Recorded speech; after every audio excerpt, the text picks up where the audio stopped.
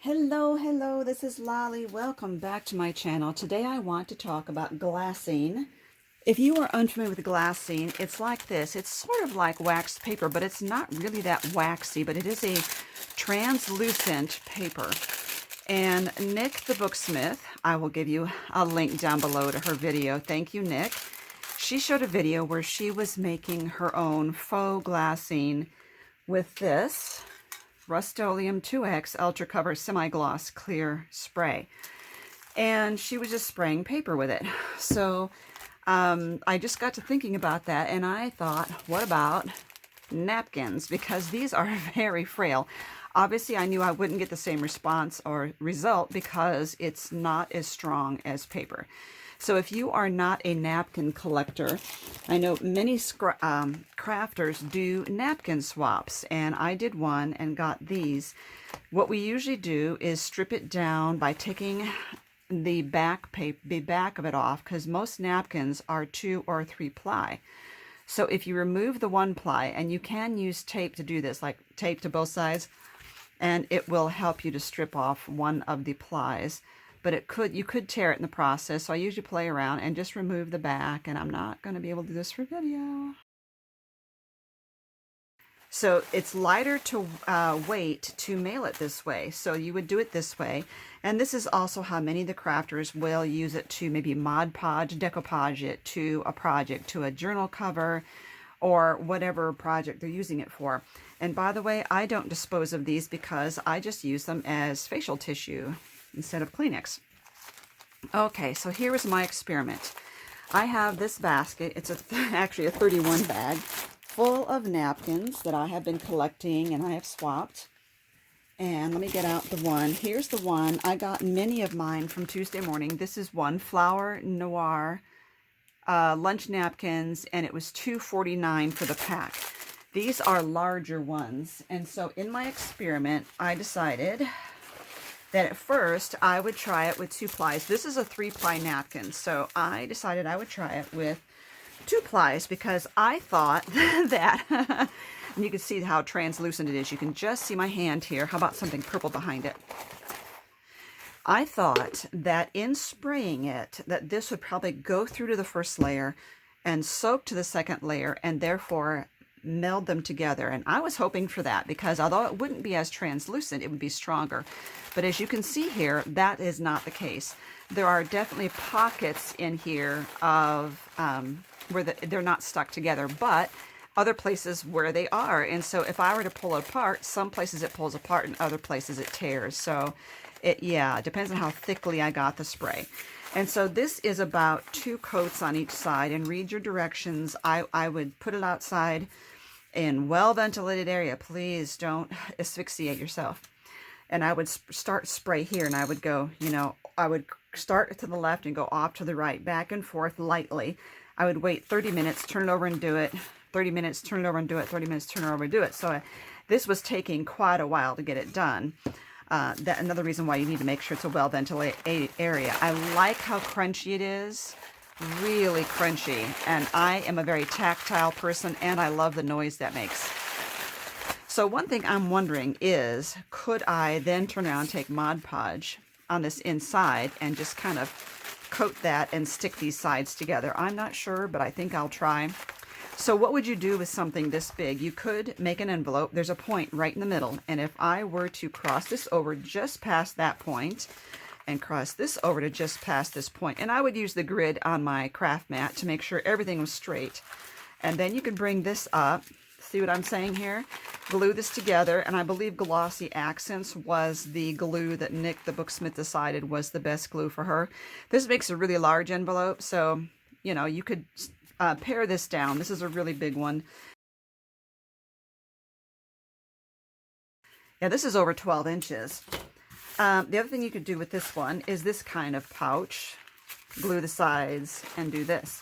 I wouldn't make it that long. I would cut it maybe like about that. You could also use it for pages in a journal, like a junk journal, and I think that would be really fun. But I decided 2 ply napkin was not working out, so I did one with the 1 ply.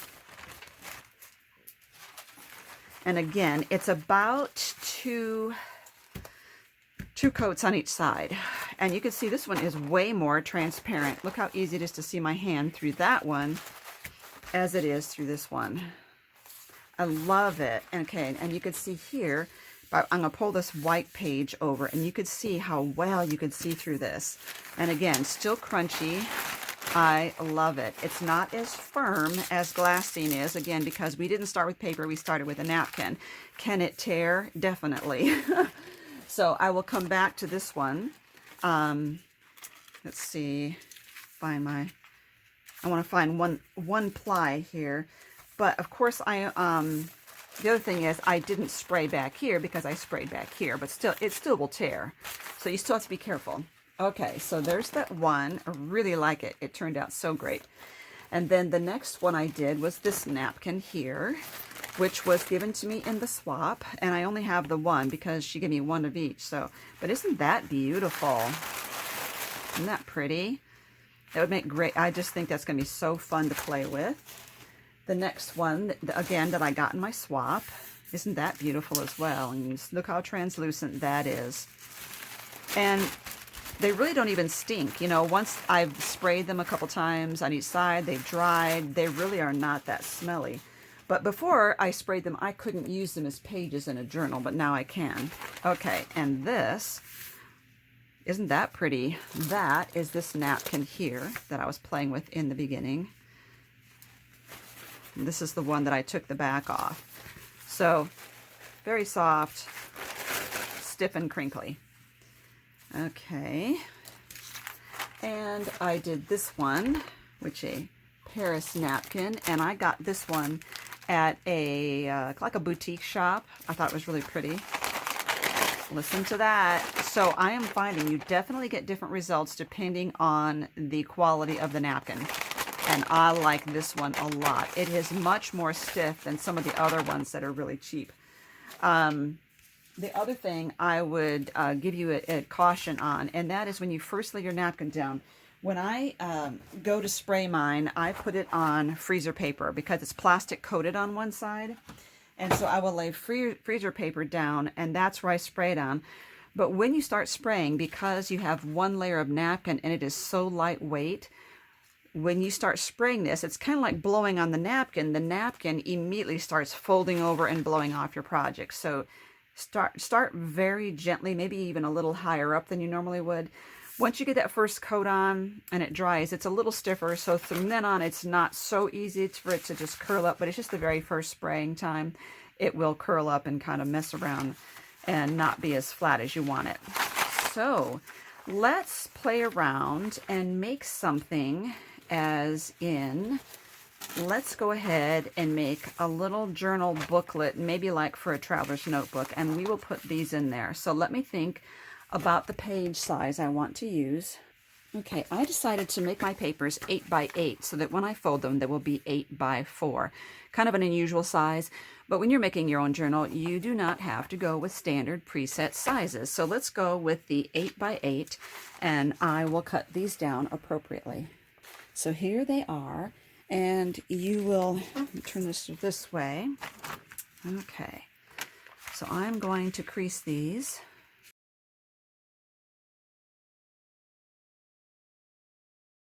Save your scraps, you know, from what we just did in cutting these. You want to save those scraps, and you can use them as layers in embellishments.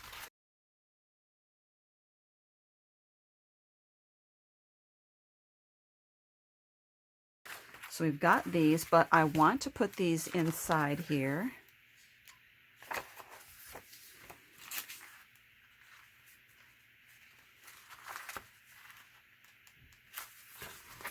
And then I forgot to count these, so I will count how many pages. I think, oh, I know, I have 9. I have 9 sheets of cardstock here. And you know, once you get them all lined up, you can take a ruler and a razor, a craft blade, and trim those off so they're all matching. So we also need a cover, so let's work on that. I think what I'll do, yeah, I'll do the same size as I have here. Actually, I did this 8 by 8 1/4, and that way I know it will have room to go over the pages just a little. So I'm turning this so it shows 8 inches this way. I want to turn it so it's 8 1/4, and I want to score it 4 1/8. But I want to go ahead and use one of these napkins like this one and Mod Podge it onto this. Even though this isn't watercolor paper, it will warp just a little bit, but let's get that Mod Podge on so it will match the inside theme of my journal here. And again, I could use tape to pull this off.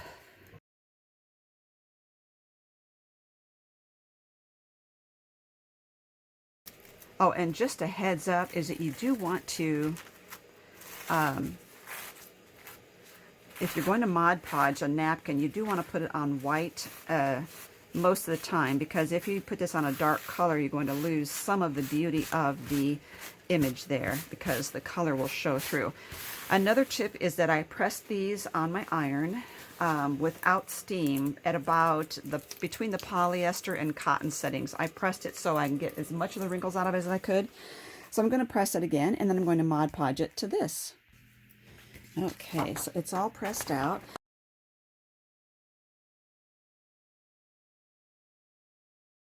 So I have my Mod Podge.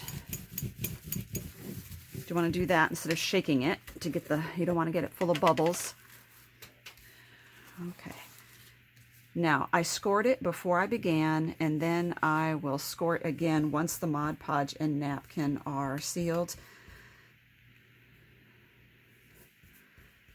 Many of you have asked why I have my Mod Podge in a jar, and that's because I have a very large container of Mod Podge, and I pour it into the jar so that I don't have to dig a brush all the way down to the bottom.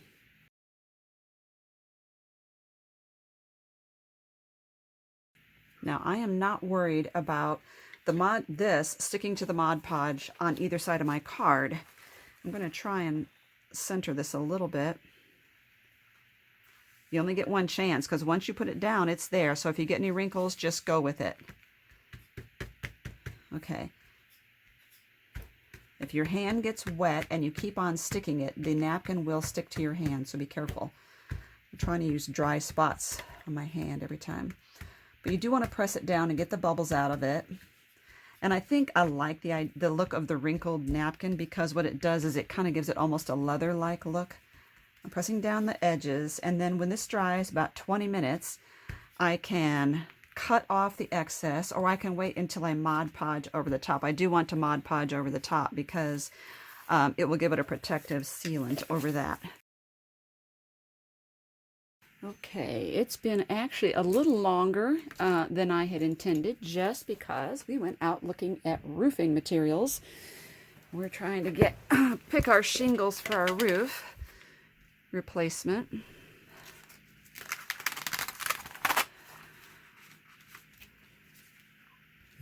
It might take a little more for the top coat because of the fact that it's absorbent. And I'm being gentle because I don't want to tear it, but I also kind of want to go left and right and up and down to really get in the crevices of all those wrinkles here.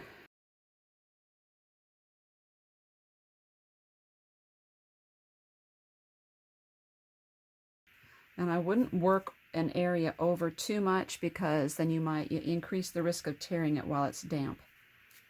And again, I decided just to leave the excess around the edge until it's all dry, and then I will cut it off. Here's a time too, if the napkin had bubbled up off of the cardstock, is a good time to push that down maybe. But again, be careful. Okay, and always clean your brush after Mod Podge. Okay, this is dried, so I'm just going to trim the napkin off here.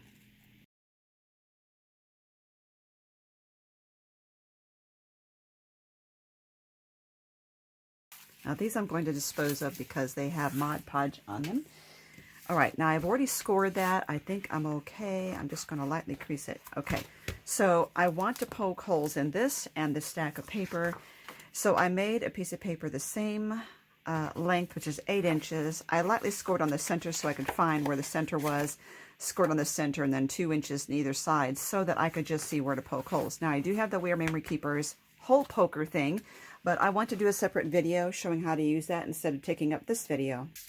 So I'm going to poke my holes in here so I can see them really well with the Tim Holtz pokey tool, which we call it, but it's really an awl.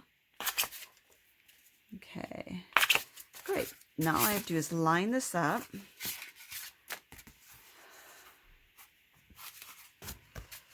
If you fold this, you can get it right in the crease, exactly where you want it. And you can use binder clips. Once you get it in there, you can use binder clips to hold it down if you don't trust yourself to not move it. Okay, and I want to do the same thing with these. Get everything lined up left and right. Oops. I think the best thing to do also is to mark a little arrow here with a pencil so that you know which way is the top, and I neglected to do that this time. So I'll make sure. Okay, because it is highly possible to get it turned around, and if you weren't very accurate in your holes, then your papers are not going to be lined up. The styrofoam is just a piece of styrofoam packing that came with something I had ordered online, and I thought it's perfect for this. And we can't recycle styrofoam here. I don't know about at your home. Okay, so now that we've got that, I need to get my tools.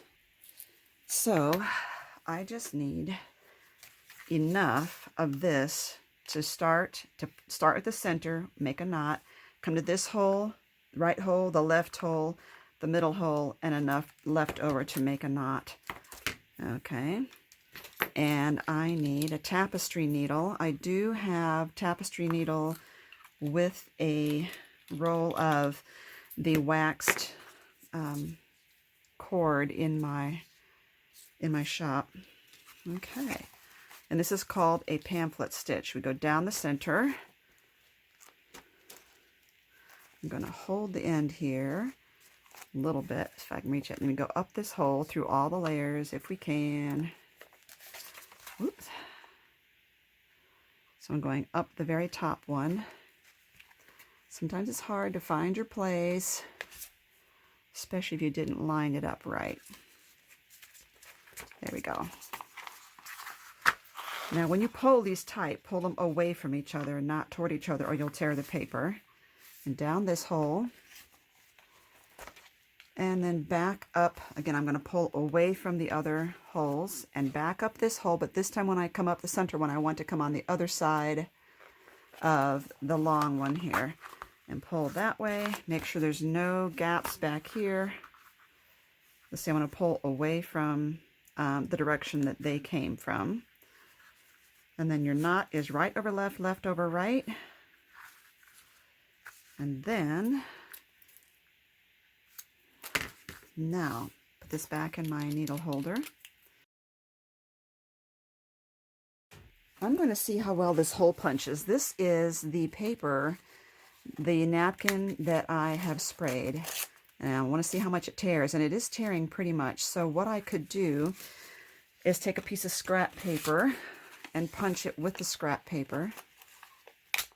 Oh, that makes it so much easier. Okay, I want to get 4 little flowers here out of this material.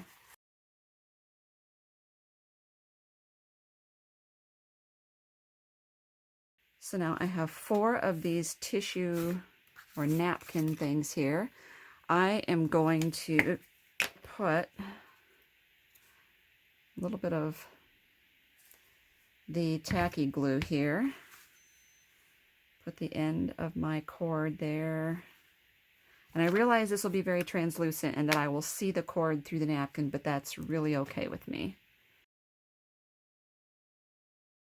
And line this one up. Covering the ends of these cords is not my original idea, but it has been so long since I've seen the video, and I mean years. And I've been doing this ever since, and I just don't remember who it was. I'm so sorry. I just want to let you know that I can't take credit for the idea. Someone had used cardstock punches to cover the ends, and like I said, I've been doing it ever since. That was not good. It's better to add the glue to your other piece of napkin than it is on the first one. Okay, everyone, this is going to be so cute. I love that the tissue or napkin, I keep calling it tissue paper. These are napkins, or if you're from Australia, they're serviettes. Now I want to let that dry. If you squeeze the glue out and then shut your book, what you're going to have is your pages are going to be glued together. So here we have your own little journal, and we have a couple of beautiful little crinky napkins in here as part of the decoration. They just are there for beauty. You could glue little elements to them. They're probably not strong enough to use as pockets, but they're definitely stronger than a regular napkin would be. I would not consider putting a regular napkin in here as a page if I hadn't sprayed it. So what do I think about this? About these napkins? I love them. I love playing with them. They would make sort of like nice windows in a card, you know, with a frame, and just put that in the window area.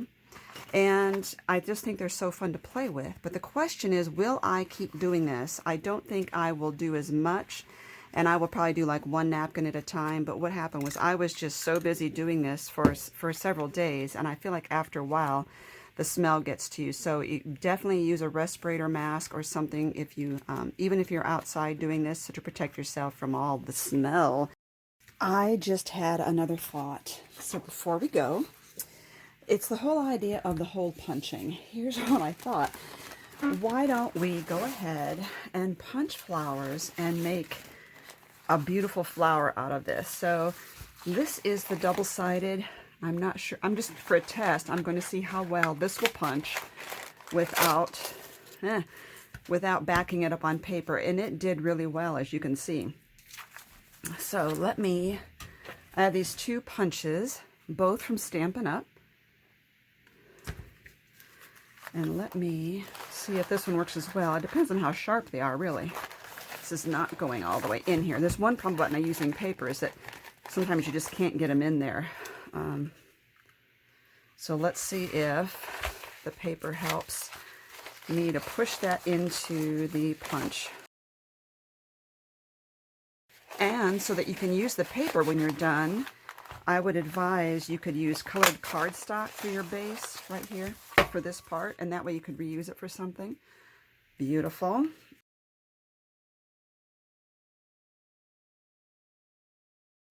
It does tear coming out, but as you can see, it already fell out, so tearing it on its way out isn't really going to be that problematic for me. Okay, now let's move that aside. So I have two of these. This one did tear just slightly, but I think it'll be okay.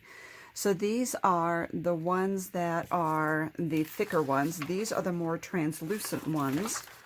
And now I am going to do one more of the large punch, and then I'm going to switch to the smaller punch.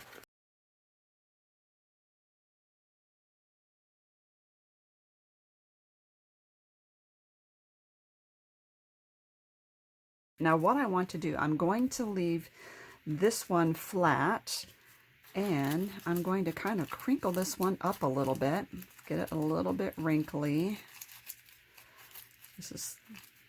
See if that really makes a difference. I think I will try the liquid fusion glue here. I'm just applying some glue right in the center, and I'm going to off-center this one. Another thing I'm wondering is, can we distress the edges of these petals? So I want to play around and see, by doing it on one of these, it does pick up some of that. So let's see if I can, I realize this is already starting to set, the glue is. And I know this is a bright pink. This is the worn lipstick. However, because of the fact that this has got the spray on it, it's not picking up as much as it would if it, you know, if I didn't have the spray on it. So it's toning it down, in other words. Another thing I could do would be to put maybe like a pop dot or something in between certain layers, just so that it kind of lifts these up. Okay, I'm going to crinkle this one as well.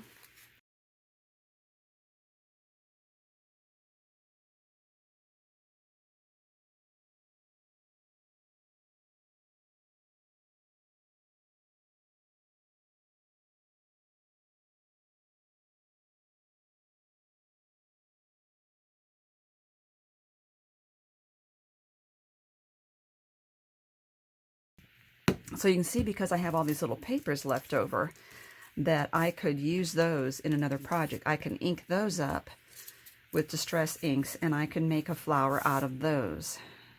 And the next question is, what would I do with the center here? And I have something like this, and I could get myself a little scrap of paper.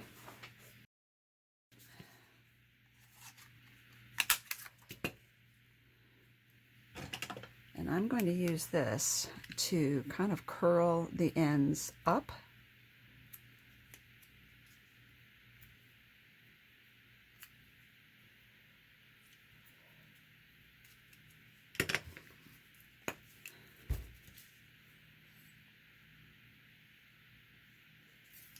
And then once I get this in here, I can always glue a gemstone right in the center as well. Okay, but I want to get this on a white background to show you how that is coming along. And again, you don't have to do any distressing at all. I just added a little color, but you don't need it. I mean, it would be totally beautiful, just black and white. Look what a great embellishment that is, and all the possibility. I mean, think about all the napkins that you have in your stash. So something for the center is needed, I think.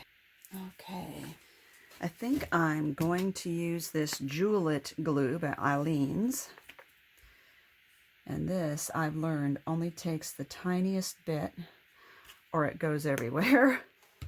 I found these at a thrift store a long time ago, and I have been using them on these projects. So let's see if we can get a white one right in the middle.